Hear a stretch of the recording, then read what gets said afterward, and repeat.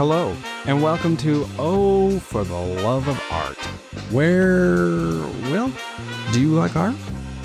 Do you like talking about art? Join us. We'd love to have you. So yeah, let's if you don't mind, do you mind just introducing yourself to the listener and telling them who you are and what your role is in the art world these days? Sure. I'm Jeremy Dennis. I'm from the Shinnecock Indian Nation in New York, and I make visual art using digital photography and have a nonprofit art space called Boss House that's on Shinnecock territory as well. So we're just busy all year round creating or hosting other artists or exhibits. So a quick run over. Can you tell us a little bit about your early life? Like when you were growing up, were you an artist back then? And how exactly were you an artist? How did you know that you wanted to become an artist? Oh, sure. I think it was just all along from youth all the way up to now, just having different people looking out for you or mentors. So maybe if people are interested in being an artist, they always have to pay attention to who's already is supporting their work, or perhaps who's maybe purchased a piece or why they like it. So I think that from elementary school up to high school and then college and being an artist, I've always tried to take special attention with those who also spent time with my art, since the time people spend is so valuable. And then the studio time and creating the work takes up a lot of valuable time. And so the social part of it has always been the central to why I create work. And I think I was also pretty shy growing up. So I think that creating art was a social thing, since it was usually a portrait. I think it was sketching like classmates at first or whatever was in pop culture. People always had some connection. And then later on, it became more staged. And then a little bit of like directing, or like an independent film almost, where you have an idea. That's the way I work now. So I seek out collaborators and I seek out, like unique places. So it's always about networking. So it's a big part of it is social. So in other words, a lot of it growing up, the reason why you dove into art was for the social aspect. You were just naturally drawn to it, but also the people you met along the way, both mentors and your fellow artists, were part of why you kept doing it. Mm-hmm. Okay. But you also said that you started out with drawing. What exactly did you start out with? Because right now you're doing digital photography, but what art medium did you start with? I go with sketching on paper, local school, and your private school education, just doing simple sketches. And then I tried oil painting and then eventually printmaking, and then proceeded some of the darkroom of 35 millimeter. And was that all in high school and grade school, or was that going into college? I did do oil in high school, which was pretty special. Do it early on. Yeah. And then even I did stick with it. I don't think I did photography or darkroom until maybe junior or senior year of college. So Okay. yeah, pretty late in the game. And then that's when you fell in love with it, and that's what you do now. I think I always just wanted to capture or create imagery of friends and family and tell stories. So I love sketching, but I felt like photography was just like a shortcut to save time, but also accomplish the same thing. Mm-hmm. Yeah, and if I remember correctly, some of your earlier work was the storytelling or taking some of the stories from your culture and creating them in photographic way. Am I right? Oh yeah, doing research or finding stories that I didn't know about myself growing up.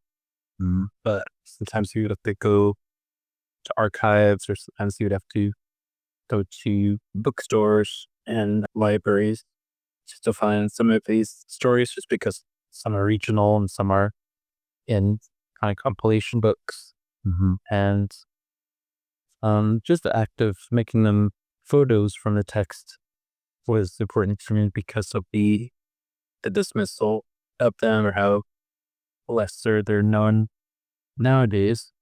I think that storytelling is such a big part of our culture, but just like everyday hustling and just trying to pay the bills, and Mm-hmm. sometimes art gets left behind. So I think a tradition of ours definitely has to come back because it talks about where we come from, our connection to the land, and it kind of also is a escape mechanism for maybe if there's like everyday troubles or things that you're dealing with, it could be a good way to escape that for a little bit.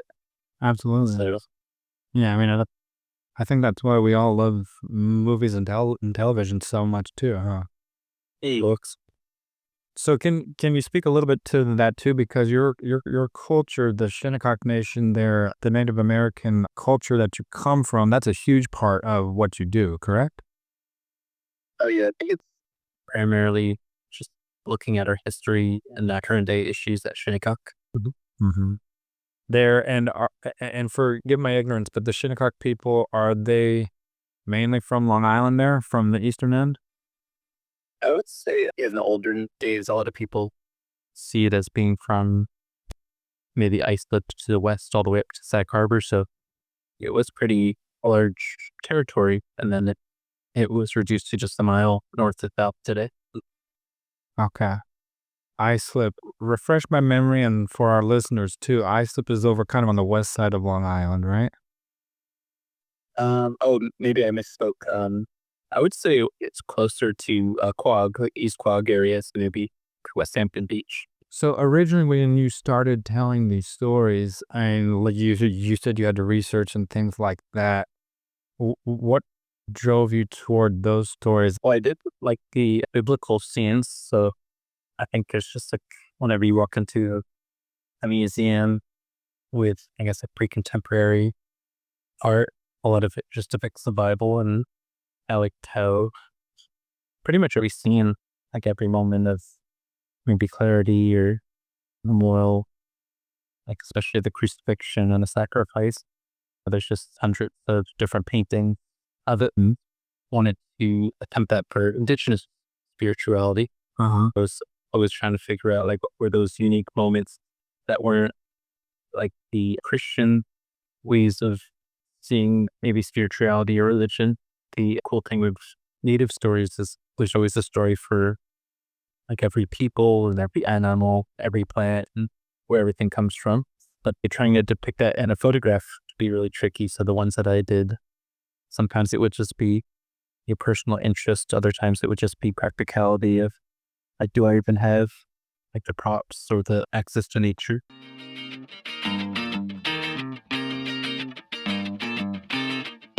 Is there something from growing up? Is there something that you continually watch or listen to? Well, like, what inspires you nowadays to do the work that you do? Or is there anything in particular? Like for me, when I paint, I listen to music, and especially to soundtracks that really seem to kind of like play at my heartstrings, and they really get me in like at my core when I'm allowed to be just myself and how I naturally feel. I wanted to kind of dive into that for you, if there was anything anywhere like that for you, or if you could speak to that. Oh, sure. Yeah, I think the big part of why I do art again is the social aspect of it. So it's just meeting new people and asking them to say yes to sometimes the crazy projects that I don't even know if it's going to work or it's going to add meaning or Now you're talking about like some actors and people that will help you with the shoots and stuff like that, right? is. Yeah. A lot of times I just approach people I don't really know, or sometimes it's like the friend or the spouse of someone that I do know, Yeah. and then they kind of like enter into some crazy creative setup. So I think that the excitement of just being able to come together and create something new Yeah. is really exciting.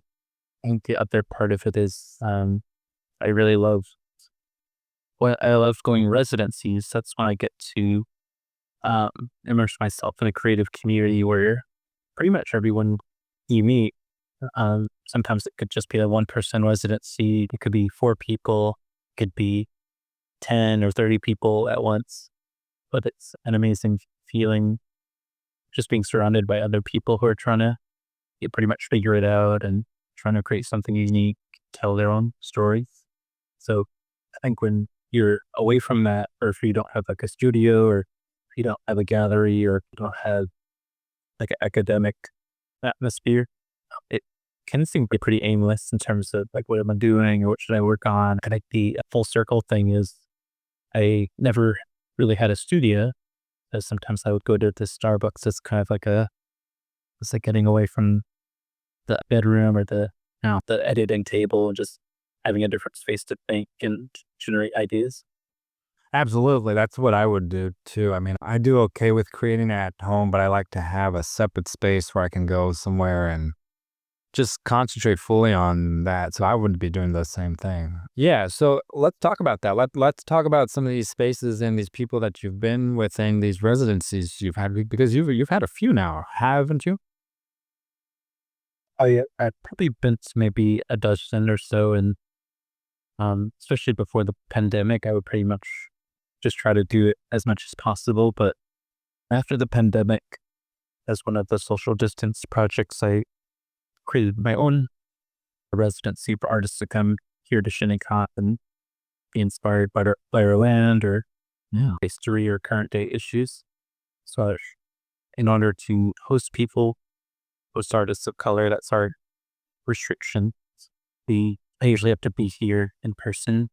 I know there's a lot of other residencies that are kind of like Airbnb, where you just have the combo box and then they like leave you alone and not much maintenance. But here it's so community oriented, and I kind of have to be like the middle person for the artists and the community. Sure. So I guess a good part of any residency, just being able to invite someone, have that mutual exchange, and hopefully everyone feels maybe more enlightened or cultured or educated after the whole exchange.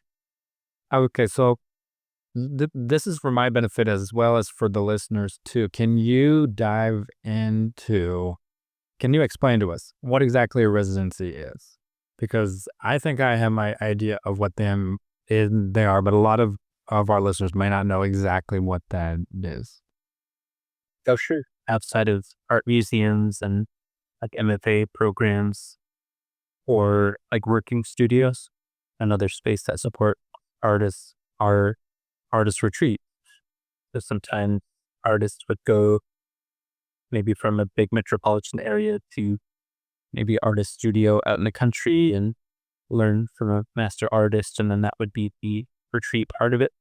So you learn your skills, you might have like a show, you might sell some stuff or network, and has grown into not only a nationwide practice, but it's kind of a global opportunity where around the world you can apply for this competitive opportunity. Usually it could be like 1 month of staying somewhere new. And in my opinion, the good ones, they pay you to go, they kind of help you with the travel expenses. And then they give you like a little grocery stipend. But there are some where you pay, and it's kind of like pretty much going on vacation and less structure. But I usually go to the ones where you get support. There's a very intentional environment. The other artists are doing similar themed work, but it's essentially just a separation from your daily stresses or daily distractions. Right. Just to have the intensive. So it's a way for you to get away and do your artwork, and hopefully to pay you to do that too. It'll give you the physical space and the time and whatnot too. You went to one in the Santa Fe area, right? Oh yeah, that might be one of my favorites. It's called the Santa Fe Art Institute, and it's only like a 15-minute like ride from the downtown. But that one's really great. I'm a little bit biased because I'm a Native American artist, and that's one of I would say it's the biggest art market or art scene for Native artists Sure. in the country. So just being able to be there for all months is really special. Yeah.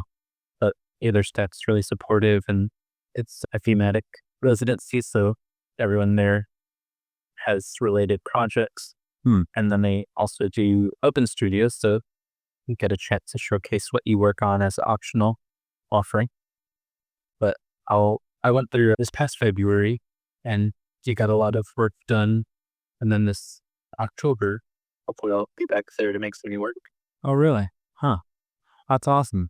So you go for about a month at a time? Oh yeah, that one's unique as well because it's usually 2 to 3 months minimum Great. I commit to. Huh.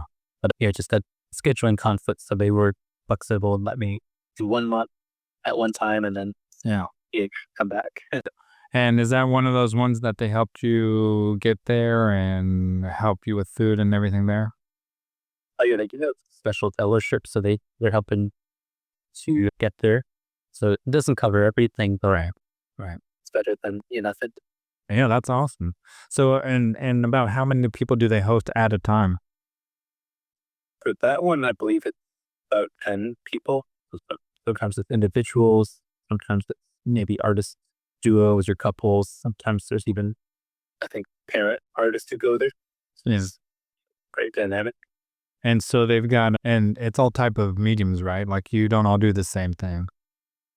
For the most part, I think when I went there in February, it was a mix of photographers, sculptors, weavers, Yeah. like they're printmakers. Mm-hmm. Awesome. Huh.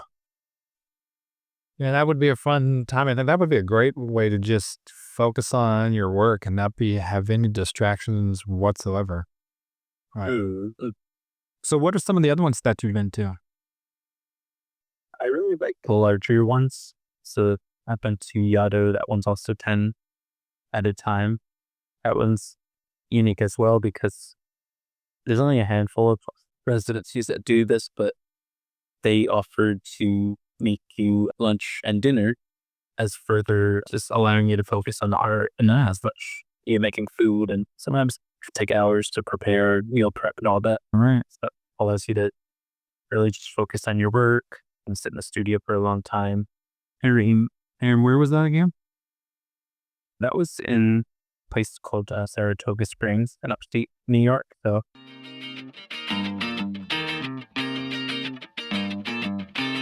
What's the Shinnecock powwow?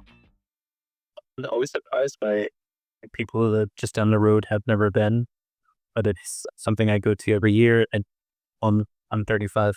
I've never missed a single one, but I also live 10 minutes walking from it. It's essentially a gathering of nations. I think it's going to be our 78th or 79th that we're celebrating. So you can come and see traditional art, traditional dance. You have things like venison and corn, succotash, all kinds of meals that are healthy, traditional. It's also a big fundraiser for the tribe. So by you buying a ticket, you help us pay for the pothole repair for payroll for tribal members. And then there's a lot of tribal members who are also artists. So by purchasing their work, you're able to support them mostly for the rest of the year. I think a lot of artists are just creating the whole winter and fall, and then they have to wait until summer to finally have the powwow. And then after that, it's just like a living on savings type of thing and a little bit of gig work. So wait a minute. So you said it's like a gathering of nations. So is it more than just the Shinnecock people? Is it Native Americans from all over the U.S. or? Oh yeah, ours is actually the largest on the East Coast. So Really? we have, yeah, I think they say, I forget the number, like over 50 different nations come in the form of vendors or dancers or just attendees. Yeah. So some of the other powwows are a lot smaller. They don't have any prize money. That's one way that we get people to come from across Long Island Sound or from across the country and compete. And then you can pretty much, like live off of winning dance competitions, for example. Okay. Yeah, I was about to ask where you said prize monies, so I was wondering what that was a prize for all types of different art forms, or?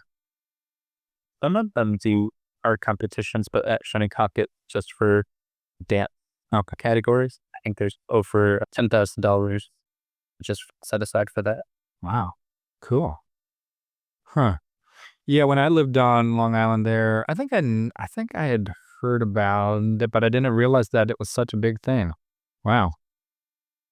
It is so special, but a lot of people who live here don't go because of the traffic issue. Yeah. Yeah, that's true too. Coming from the city, you take the train and there's a bus shuttle. Jeremy, you live in Southampton, correct? Yeah, so Yeah, you live in that Moz house is what you were talking about. Can you talk a little bit more about that? Do you actually live there too?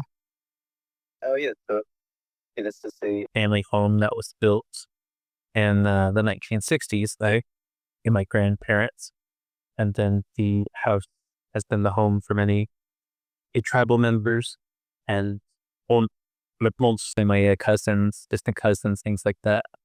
I've hosted a lot of visitors, your relatives, and you just a lot of memories here. But I eventually was born and grew up in the house in the 90s.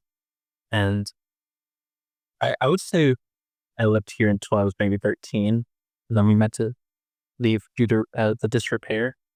One of the big issues of living on the any Indian reservation is you really can't get mortgages for loans to build. So that's one. Oh, wow. And then the other is you really can't get insurance. So Really? anything goes wrong, it's probably different in other tribal territories, but since we're kind of in a floodplain, like that, a lot of people don't want to cover anything, not any flood, but storm or moisture or any kind of structural damage. So I would say, zooming forward up until recent times, the house got vacant for about 5 years before the pandemic. And then my family and I, just during the social distancing, we came together and decided to try to save it. We did a GoFundMe campaign, and to our surprise, we raised enough to make it livable again. So instead of making it private, from that generosity, we wanted to make it a communal art space. Yeah. And we never really imagined where we'd be today, but we are operating as a nonprofit and we have the residency of our own. We do exhibit weekly workshop. Tomorrow, one of our visiting artists are going to lead a painting activity. And it's just a place that's welcoming. I think all the art that I do and the work out of Moss House is in the spirit of powwow, just the idea of educating and gathering people. But because the powwow is only 4 days out of the year, this is kind of filling the gap for the rest of the year in terms of engaging with the public or being like a welcoming space. Yeah. That's awesome. Let's go down that road a little bit because you are obviously, your work speaks a lot to your Native American culture and your heritage. And obviously, Ma's House does the same thing. And for people of color too, what do you necessarily create work trying to say something? And if so, what are you trying to say? Or do you just kind of create something that you know that you're going to love? I would say definitely the first kind of answer. I guess like it's so rare for me to create work that I feel like is like the final piece, or sometimes I go back and I change the title or I edit it, and then it almost never gets sold as well. So a lot of it's just like creating, often to tell a story or to say a message. But yeah, the central message is it's just a simple thing that you think we could say once and people would understand, or we don't have to say it at all and people should just acknowledge it. But it's just, we have this simple motto that we're still here as Native people. So one of the reasons why that's such a big issue in disability is just because we're overshadowed by the Hamptons and the wealthy and the golf courses and all the culture. Right. And Literally, like it's literally right there off the road, and you guys are in the same area, but no one really knows about you guys much. I think in terms of whenever they had like the Olympics every couple of years, they always the big wall around the impoverished communities. That's kind of like that, where no one ever talks about us, but we're it's like 10 minutes from the wealthiest people in the world. Yeah. Yeah. Yeah. The Hamptons have some not just rich, but uber rich people there. And yeah, there's nothing against that, I don't think, but it's just what have we done to get there though? And so these these spaces have been carved out from your people's original land. Am I correct? Yeah, I would even say even before that, I think there's a lot of politics around like the national debt and adding it to the budget. And it seems like the only time we weren't in debt as a country was when we sold indigenous lands, which Wow. so I think it's a common story nationwide, but also regionally. Yeah. So your voice is you're trying to lend your voice to say, "Hey, we're still here. Let's talk about this." Like, let's try to change some of this, huh? Yeah, yeah, pretty much it's just trying to acknowledge our presence and then our self determination. It's just determining our own future Sure. and self governance. So being able to make our own decisions in terms of where we want to go and how we want to raise our own funds and what we want to spend it on. Right. And then and a simple premise, even outside of, I guess, race and nationhood, is just a simple idea that hopefully if everyone's thriving, then all of us thrive even more Right. instead of just kind of hugging up all the resources and then kind of like a dog eat dog world. Right. Yeah. No, absolutely. No, it's true. Like if we, yeah, if America is the opportunity for everyone, then let's make it an opportunity for everyone. Yeah. You know, Wow. So we've spoken a little bit about your inspiration. What were some of the big artists for you that have inspired you and your work? well, I do have to say I'm so bad with names, and then I went to undergrad, and then I went to Penn State to get my MFA. So I sat in many art history classes, but I'm so bad at identifying and just talking freely about the names. I would even say in recent times, as I used to watch artists' talks and interviews a lot more, but I've been getting into Jeff Wall. He's a pretty big contemporary photographer who also stages his photographs. And I love his work just visually. If listeners don't really know about him, he basically, in a fine art format, tries to recreate moments that he sees in his daily life. So instead of walking around with a camera, he hires actors and he does lighting and stages things that he saw, and kind of like what painters do. It's this kind of documenting life as it is, but in a really polished way. Yeah. So he calls it tableaus, the idea of just staging photos to be photographed. But I just love his style and way of working. And then his interview style is also great too, because no matter how often he gets interviewed and people kind of quote him saying his own words, he always kind of changes it up and always says, "That's not me," or "I don't agree with that." So I think it's kind of always like reinventing yourself is refreshing as an artist. So he kind of contradicts what he said before, huh? Something That is an art. new.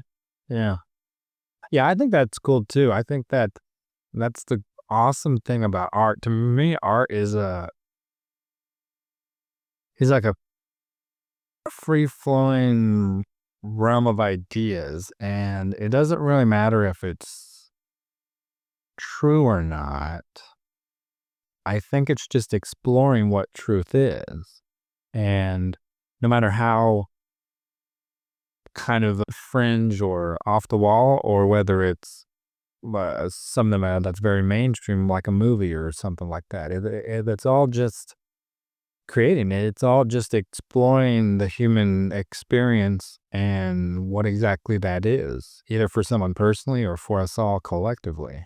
Who are there any like classic painters or classic photographers that you lean towards? I do look at painters more than uh, photographers when it comes to just inspiration.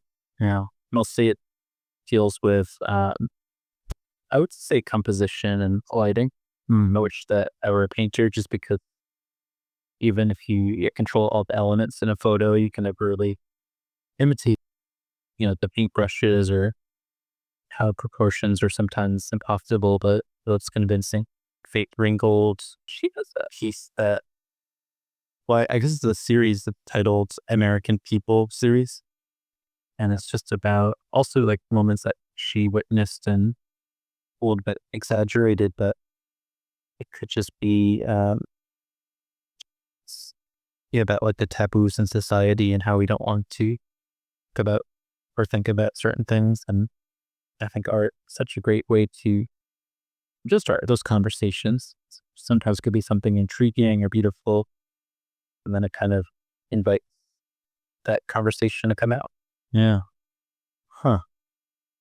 I guess I didn't really think about it that way before. You were comparing photography to painting and how painting can capture something that photographs can't. Because to me, photographs are like,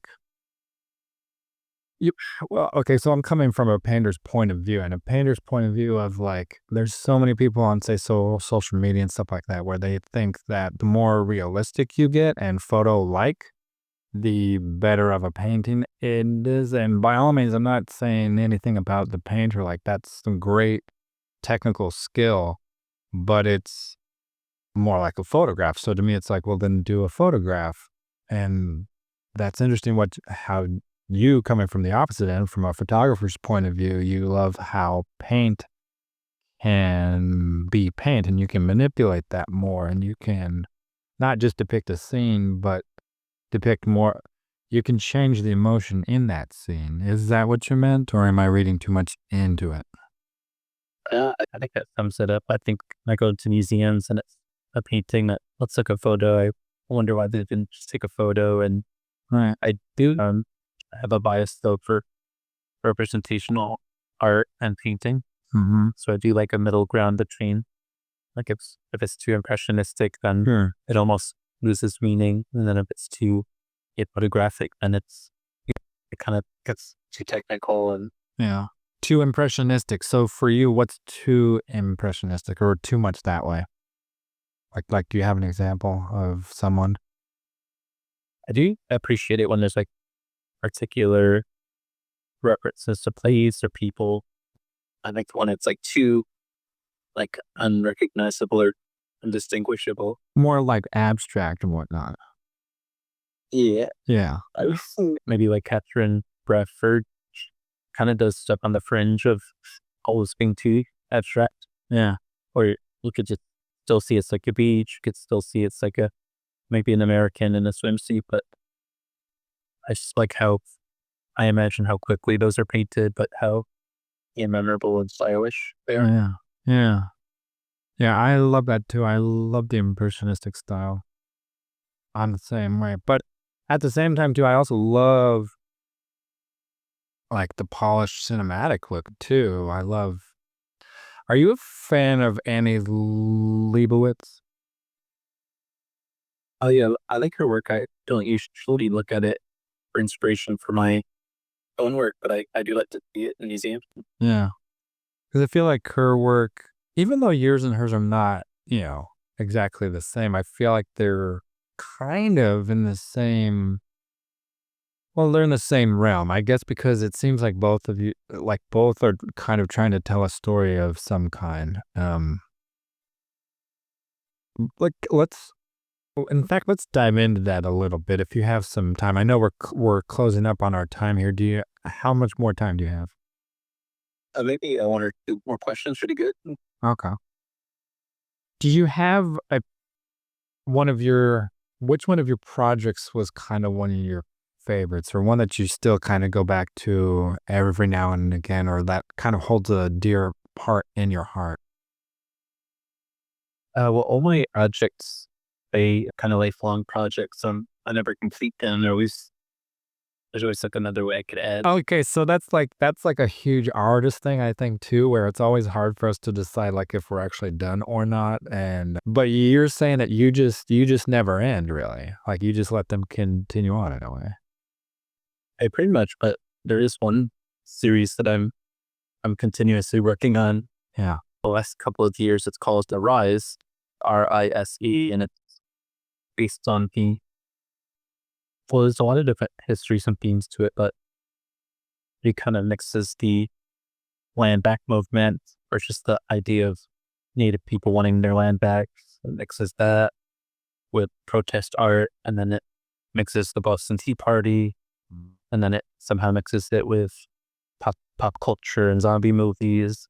So yeah, all these weird things that everyone knows about, but maybe seen a connection in the past. So what's your connection then? What's the theme there? I think the theme is just the idea of growing up indigenous or native. No one likes to talk about the trauma of what has happened and the work to undo it. So the portrait tries to make just entering into that conversation or considering it kind of a fun way almost. So it's kind of using the caricature or the stereotype of Native people, but putting it in unexpected circumstances. So it's a little bit of taking something that people think they know about and then you turning it on its head and incorporating the viewer into it.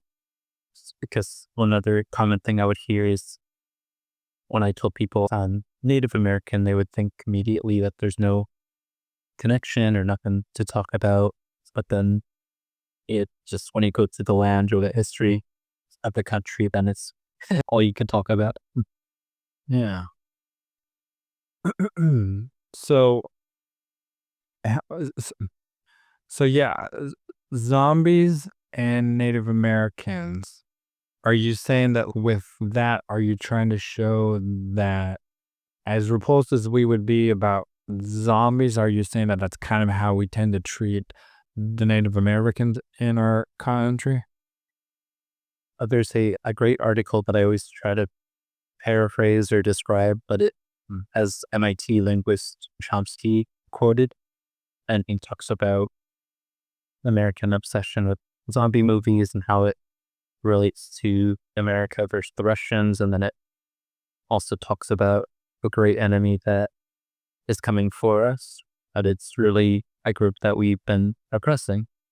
So I think it goes back to that idea that like when you oppress the group for so long and then they fight back, it's almost like this fear that it can happen at any time. And one of the big ways that like zombie movies or scary movies in general cause fear is not by showing the monster, but by creating that impression that they can pop out at any moment. So it's kind of like even after you're done watching the movie and they're going home to the car, you're still scared because at any moment, scary could happen. Huh. That's a very interesting take. I like that. Huh. Because to me too, I was thinking about it, and with zombies, I feel like that's an enemy, or in the story, that's an enemy that anyone can hate anyway. Like we totally feel all right with just kill it, just get it out of there. It's almost like a spider. Like we we allow ourselves to hate this thing because it's an undead person. Like there's nothing redeemable about it in a way. That's a good way to put it too, just because racially and gender wise, I think that's how relationships were in the first place. So just our way of life was different. So that made us either less valuable or less than human. Right, right. I think there's that. And the other parallel is it's like the undead coming back to haunt the living. Yeah. But in native cases, we're always seen as the vanishing race. So just the idea of disappearing and reappearing. Do you have that on display anywhere, or is it on? Is it being shown?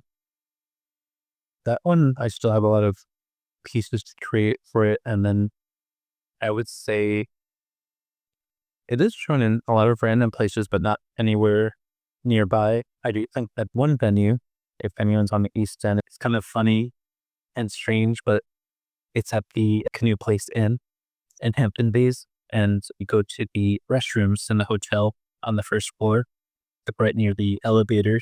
It's like a really unexpected piece. It's the sky is like on a boat, and all these native people are coming out of the water. And any other hotel lobby, it would just be like a Asian art landscape, or it could be architecture, but you just have peace instead. And that's the cool thing too, is if I'm not mistaken, in those pieces, the Native American that's portrayed there, that's you, right? As the actor? Oh yeah, so that's the kind of funny thing, because if someone approaches it in the museum, they probably won't know that. I think there's a little bit of like a discomfort thing, not only in the history side of it, but just in the depiction. Because I think if I saw this work and it wasn't by me, and it was like a non-native person, it'd probably be pretty disturbing. But Yeah. I think since it is self-portraiture, it kind of lets me do something that's a little bit more subtle, or I guess. So where can people find you, and where can people find your work? I kind of have like a little bit of archive here in Southampton. It's just like the Moz House basement, but it just has a lot of work that I'm hoping to archive and maybe post online and show at different places nearby. And then most of my updates and everything are on social media on Instagram.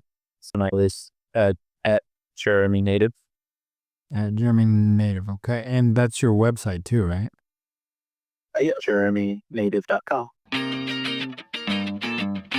Well, that's awesome, man. I really appreciate your time speaking with me. Hey, likewise, and thanks for inviting, and looking forward to sharing.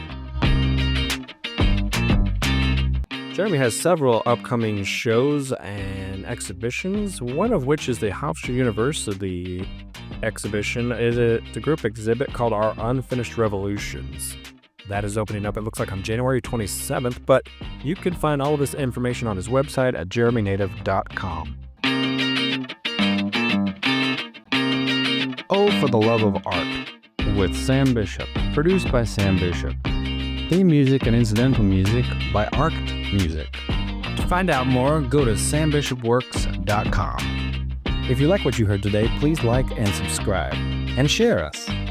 Thank you for joining us.